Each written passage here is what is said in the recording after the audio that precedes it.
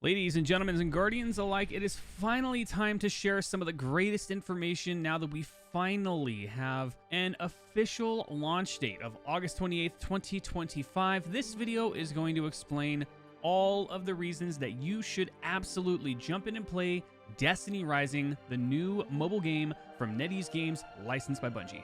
I'm going to be completely off script here. I don't have anything in front of me, just a few bullet points. I just genuinely am going to give you all of the greatest reasons that I personally have seen that will explain why I truly believe that every single person watching this video should absolutely jump in and play Destiny Rising as it launches on August 28th. And realistically, there is so much going on with this game, it could even be overwhelming. But realistically, this game has so much potential and so much to do that realistically, if you jump in there, you will always have something to do within the game at any given moment.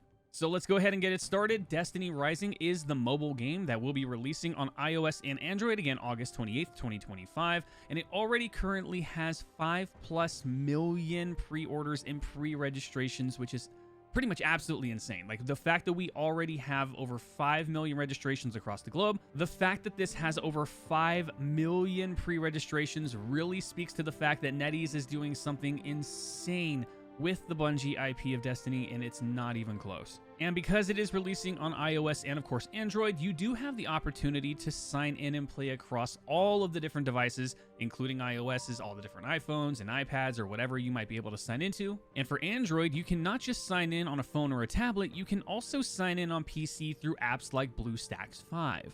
And because you sign in with a game-specific account, this means that you can log into any device at any given moment and literally just pick up where you left off. Going right into the reasons why you should be playing Destiny Rising, the first one right off the bat is the story campaign. And I'm not going to lie, this campaign is well more built than I really expected it to be at any given moment. You play as the main protagonist, Wolf, but you also have the opportunity to jump in and really experience a plethora of different characters and going through all of the different destinations across the different parts of Destiny Rising. And the campaign is shockingly well in depth, and the areas are extremely well built. With the campaign diving in again into an alternate timeline, post-collapse, into Destiny, what's going on with Destiny 1. So this is realistically a great tie-in game. If you're somebody that loves Destiny and the Destiny universe, this game is for you.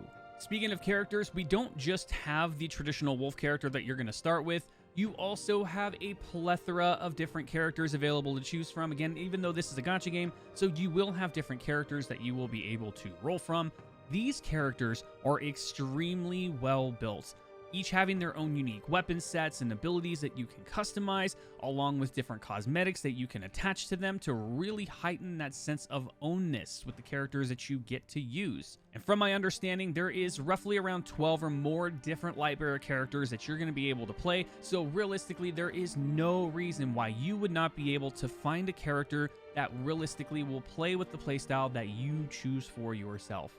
Not to mention, you do have to get comfortable with these characters because you will have to use them in specific activities, as some activities, which we're going to talk about later, have specific character restrictions to what you should be able to use in order to get an advantage in those activities directly.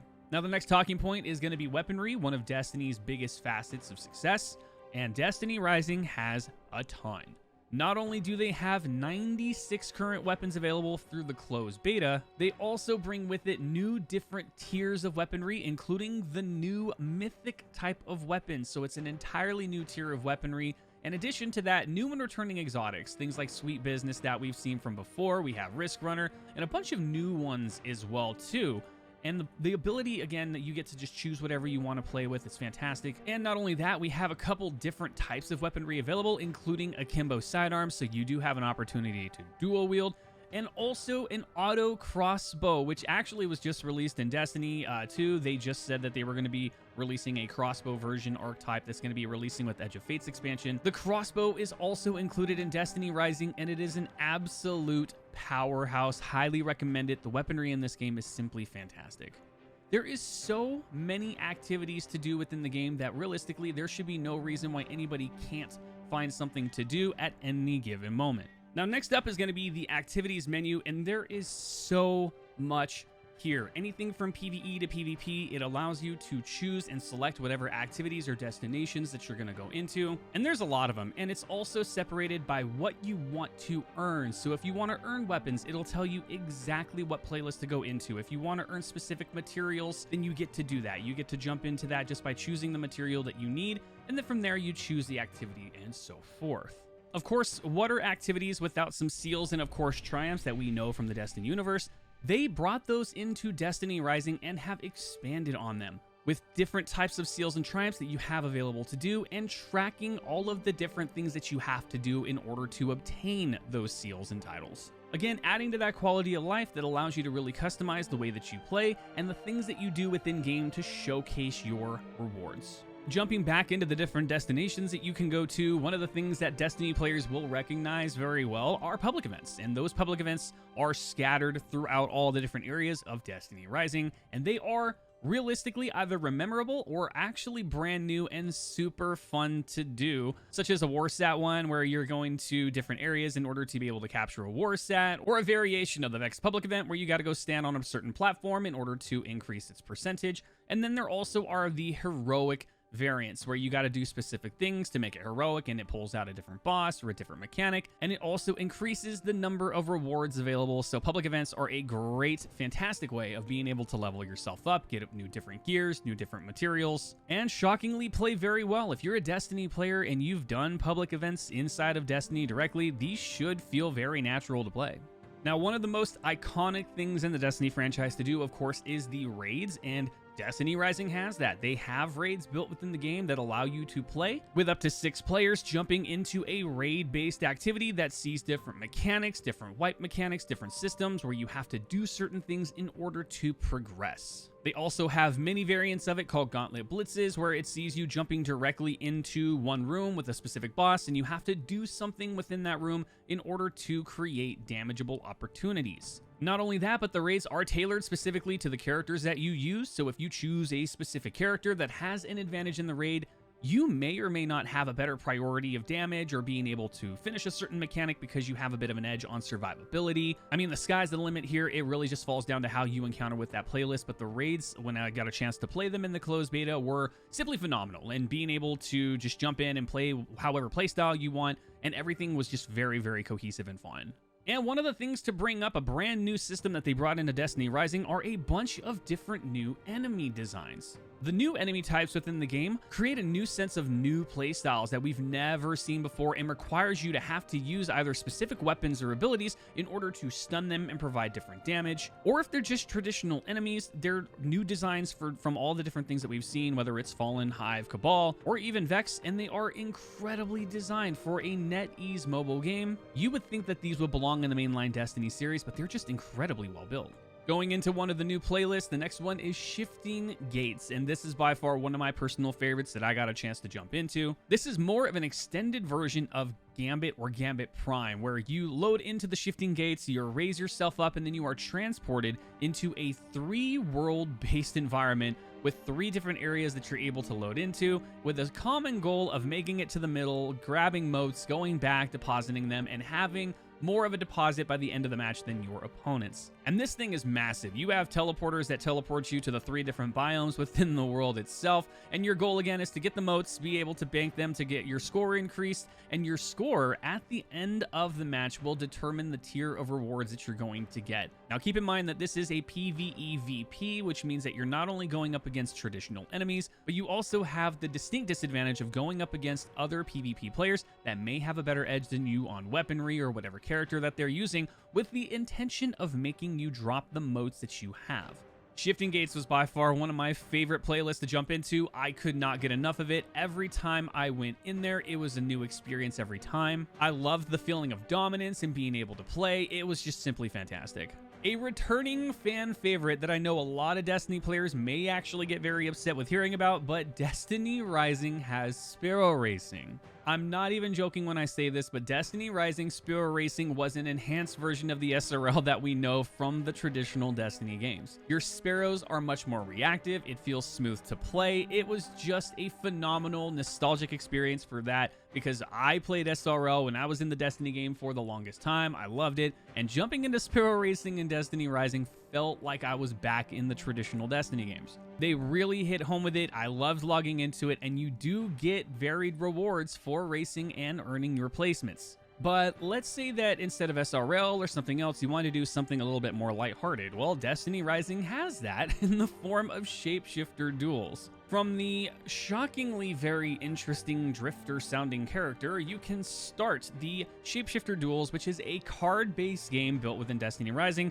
that sees you using different cards with different abilities and different score numbers in order to obtain a higher score at the end of 6 rounds. Not only that, but keeping in mind where you place those characters can directly affect the cards to the left or to the right, and whether it's on the top or bottom row. It is an expanded variance of what people like to call Gwent, and it is a super fun card game that also again sees you having different rewards as well as a reward track. So the higher that your level is at the end of your card games, the more likely you are to obtain higher rewards. And if you're somebody that doesn't prefer to do card games and you prefer something a little bit more social, they have fishing in Destiny Rising, and it is one of the most fun, shockingly fun things to do in Destiny Rising as a whole. If you ever played Destiny 2, they did have fishing within the game directly before they took it out. This is an expanded version of that system that sees you not only throwing a rod into a pool of water, but interacting with the game directly in order to be able to catch the fish that you want. There are different variances of fish, as well as fishing levels that provide you different tiers of rewards, so the more that you fish, the more rewards you're going to obtain. Not only that, but if you go to Pandora 7, which is the Caravaner, they have a fishing ability track, which allows you to customize the different abilities that you have, which will change things like, durability, or the different struggle zone for when you're trying to capture a fish, or just opening up different locations within the map directly to allow you to fish in different areas. They really wanted to make sure that if you're somebody that wanted to highlight the social aspect of the game, you can absolutely do that just by fishing directly.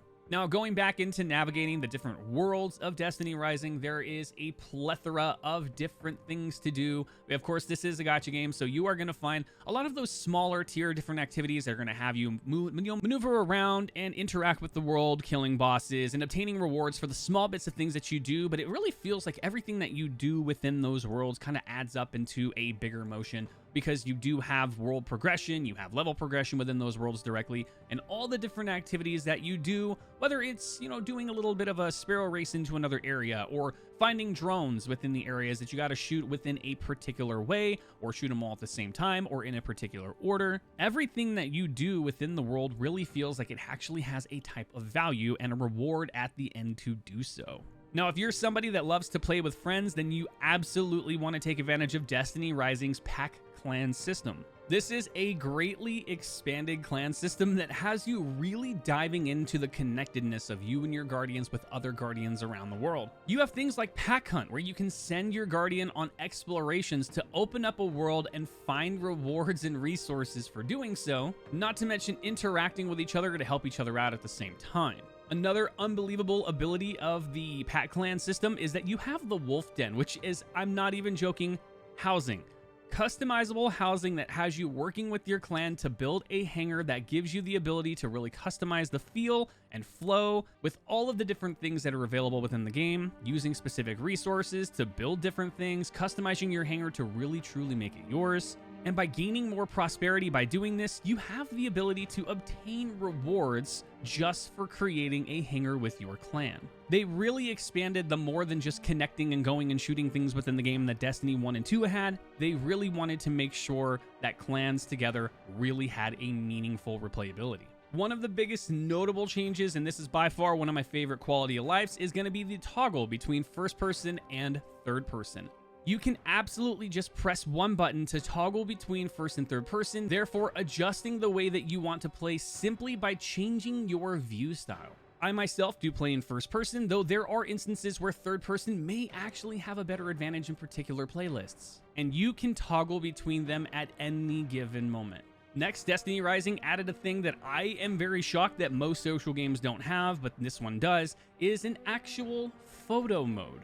When you're standing in the right spot, you can pull out your ghost, click on take a photo, and then from there you have a ton of photo options available to take advantage of the way that your Guardian looks within the game, adjusting the camera, the distance, the blur, and then really truly making it your own. And Destiny Rising also brought back some of the more iconic favorites, such as playing with the ball inside of the tower, which for this game would be Haven. You can run around and take the ball to different areas, and there are rewards for doing so. Not to mention the infamous soccer game that you would see in the hangar in Destiny 2. They have the soccer game in Destiny Rising, and of course it's super fun when you make a goal. Everything blasts and fireworks go crazy. You get to just make emotes and have fun with it. Again, another social space within the closed beta. Obviously, there wasn't a lot of people there because it was closed beta. But during an actual social event, when the game was open, there were always Guardians that were playing the game and actually playing a real soccer match within the tower. And the absolute most critical part of Destiny Rising, and I absolutely make sure everybody does this, you can pet the cat. And not only by petting the cat, you are offered rewards every single day for doing so, so make sure you give our furry little friends some love in Destiny Rising. Guardians, there is so much in Destiny Rising to do. I didn't even talk about the practice range and the firing range, which is literally the area for you to go practice your weapons and your abilities. I also didn't talk about the monetization, which is extremely fair. The dedicated store and the wishing system within the game, the gacha system to obtain more characters, is extremely fair to play, so it really respects your time and all the things that you do within the game. These are just all of the different reasons why, honestly, I highly recommend you jump into Destiny Rising. It is free to play. I highly recommend this game to anyone, Destiny players and non-Destiny players alike. Destiny Rising is sure to be one of the most generational phone-based, iOS-based, Android-based games on the market, and it's not even close. And with it being free to play, there is no barrier to entry. Just simply log into the game and get started. I guarantee you will have something within this game that you will love more than anything. Thank you for watching this video, everybody. If you do like this video, of course, slap a like on it, and of course, comment if there's something within the game that you're looking forward to, or if you're curious and you want more answers. I'd be happy to make a follow-up video. Thank you so much again for watching, and of course, like, comment, subscribe, turn on notifications to know when my next video will be live. Thank you for being the reason that I get to do what I do, Guardians. I will see you in Destiny Rising, and as always, game on.